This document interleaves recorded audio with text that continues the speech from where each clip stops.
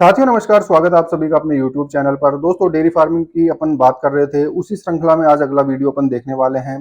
पहले अपन ने देखा था दोस्तों कि डेयरी फार्मिंग किस तरीके से शुरू की जाए। सबसे पहला वीडियो ये देखा अपन ने। उसके बाद में अपन ने देखा था कि डेयरी फार्मिंग में गाय से शुरू की जाए या डेयरी फार्मिंग को भैंस के साथ शुरू किया जाए। ये दो क्लासेज, ये दो वीडियोज ऑलरेडी अपन देख चुके हैं। आज के इस वीडियो में अपन बात करेंगे दोस्तों कि गाय का डेयरी फार्म अपन खोलना चाह रहे हैं, परंतु देसी गाय रखें यानी गिर, साहिवाल, राठी, कांकरेज इस प्रकार की गाय अपन डेयरी फार्म पर रखें या एचएफ या जर्सी गाय अपनी डेयरी फार्म पर रखें। ये पॉइंट आज की इस क्लास में अपन डिस्कस करने वाले हैं दोस्तों, जो कि बेहद ही इंपॉर्टेंट है। अगर आप डेयरी फार्मिंग शुरू करना चाहते हैं या आप डेयरी फार्मर हैं या आपके घर पे पशु हैं, तो भी ये बहुत ही महत्वपूर्ण सा एक सवाल है कि कौन सी गाय की फार्मिंग करना या कौन सी गाय को अपने पास रखना ज्यादा सही रहता है। तो यहाँ पर देखिए दोस्तों, आज का अपना टॉपिक रहेगा indigenous cattle versus exotic cattle. Indigenous cattle का मतलब क्या है दोस्तों? देसी गोवंश है। देसी गोवंश कौन सा होता है? जो अपने आसपास पाई जाने वाली गायें हैं, जो अपने यहाँ राजस्थान की नेटिव ब्रीड्स है या अपने इंडिया की ही नेटिव ब्रीड्स होती है, उनके बारे में बात करेंगे। जबकि एक्सोटिक कैटल में विदेशी गोवंश की बात करेंगे, जो कि विदेशों से भारत देश में आ गई है। देसी गोवंश की बात करें दोस्तों, तो देसी गोवंश में सबसे सामान्य नाम अपने लेते हैं गिर, साहिवाल, ठीक है। ये सबसे ज्यादा नाम लेते हैं अपन। इनके अलावा ले सकते हैं दोस्तों थार पारकर, फार फार कर, राठी ले सकते हैं, कांकरेज हो सकती है, इसके अलावा हरियाणा हो सकती है, मालवी हो सकती है, ठीक है। ये कैटल है जो कि क्या है, इंडिजीनस कैटल है। इनको अपन क्या बोलते हैं? देसी गोवंश बोलते हैं। गिर, साहिवाल, राठी, कांकरेज, थार पारकर, राठी, मालवी, ये सारी गायें देसी गोवंश है। जबकि विदेशी गायों की अपन बात करें दोस्तों, तो इसमें अपन लेते हैं एचएफ और जर्सी।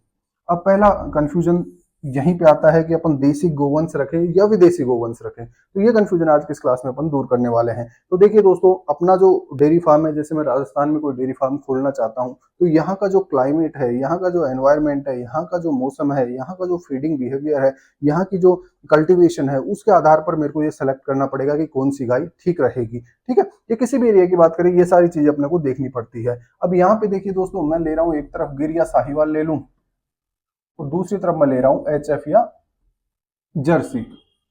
एचएफ ले ले या ले ले अपन जर्सी, तो क्या फर्क है? कौन सा डेयरी फार्म ज्यादा सही रहेगा? कौन सी डेयरी फार्म से अपन प्रॉफिट की स्थिति में पहुंच पाएंगे? तो देखिए दोस्तों, गिर और साहिवाल जो है अपने इंडिया की नेटिव ब्रीड्स है, यहाँ की लोकल ब्रीड्स है, यहीं की पैदावार है, यहीं की पैदाइश है।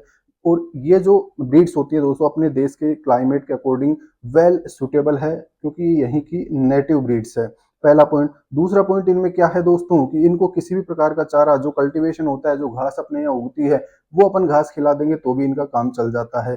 अब देखिए दोस्तों, अपन बात करते हैं गिर, साहिवाल और एचएफ जर्सी में। गिर और साहिवाल की बात करें दोस्तों, तो ये अपने इंडिया की नेटिव ब्रीड्स है।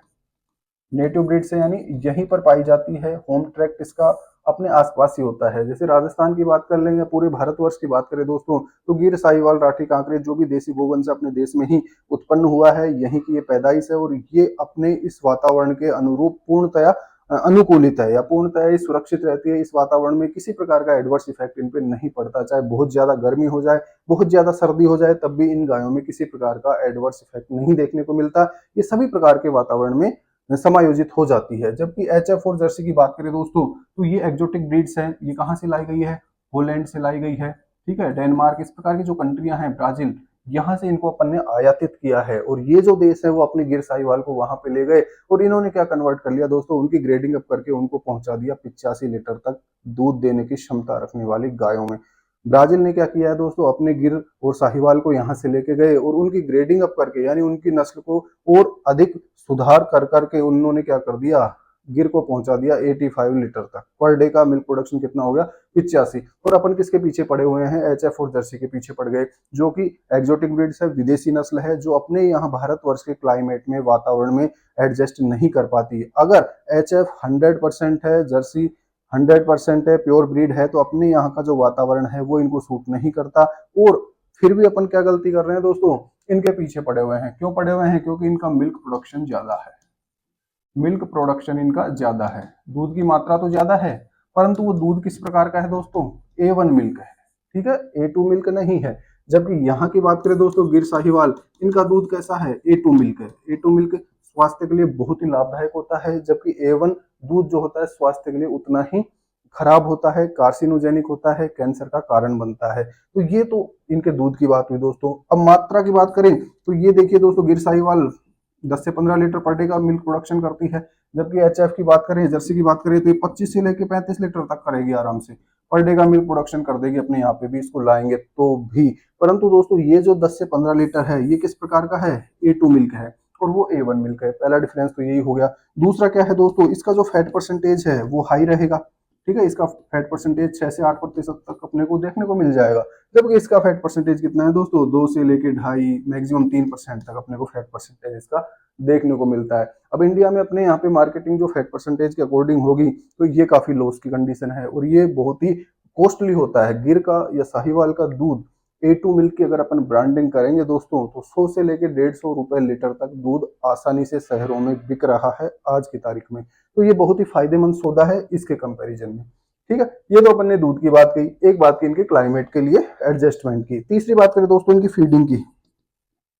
फीडिंग का जैसे मैंने स्टार्टिंग में बताया कि गिर साहिवाल जो अपने यहाँ की नेटिव ब्रीड्स है, इनको किसी भी प्रकार की घास फूस चारा जो भी जंगलों में या पहाड़ों पे उग रहा है वो भी अपन खिलाएंगे तो भी ये सरवाइव करेगी, मिल्क प्रोडक्शन इनसे होता रहेगा, ठीक है। इनको कंसंट्रेट अपन इतना ज्यादा देने की आवश्यकता नहीं होती। जबकि एचएफ और जर्सी की बात करें तो इनको विशेष प्रकार का कंसंट्रेट जरूरी है, विशेष कंसंट्रेट देना ही पड़ेगा, ठीक है। मिनरल्स देने पड़ेंगे, पूरे सप्लीमेंटेशन देना पड़ेगा। कैल्शियम सप्लीमेंटेशन इनको आवश्यक है क्योंकि मिल्क प्रोडक्शन ही इतना ज्यादा है। अगर कैल्शियम रेगुलर नहीं दिया जाएगा बॉडी कैल्शियम लेवल डाउन हो जाएगा, ब्लड कैल्शियम लेवल डाउन हो जाएगा और वो मिल्क प्रोडक्शन नहीं कर पाएगी। तीसरी बात करें, नेक्स्ट बात करें दोस्तों, तो देखिए गिर और साहिवाल में क्या है,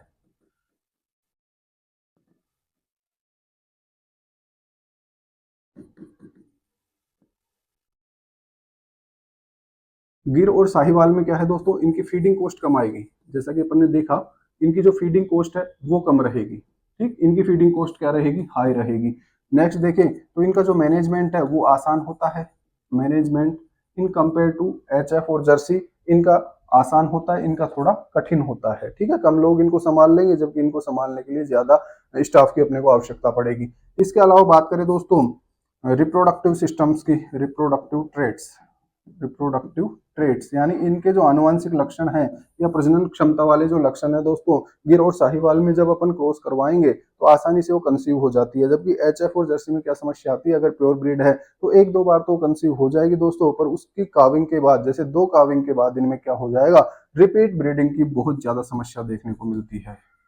रिपीट ब्रीडर्स हो जाते हैं ये। क्यों हो जाते हैं, क्योंकि इनकी जो ओवेरीज होती है इन पर सिस्ट बनने के चांसेस बहुत ज्यादा होते हैं। ओवेरियन सिस्ट बहुत ज्यादा पाई जाती है एचएफ और जर्सी में इन कंपेयर ऑफ गिर एंड साहिवाल। तो अपने को क्या करना है दोस्तों, अगर डेयरी फार्म अपन गाय से शुरू कर रहे हैं उस स्थिति में गिर और साहिवाल यानी इंडिजिनस कैटल यानी देसी गोवंश की तरफ ही जाना है, ना कि एक्जोटिक कैटल की तरफ अपने को जाना है।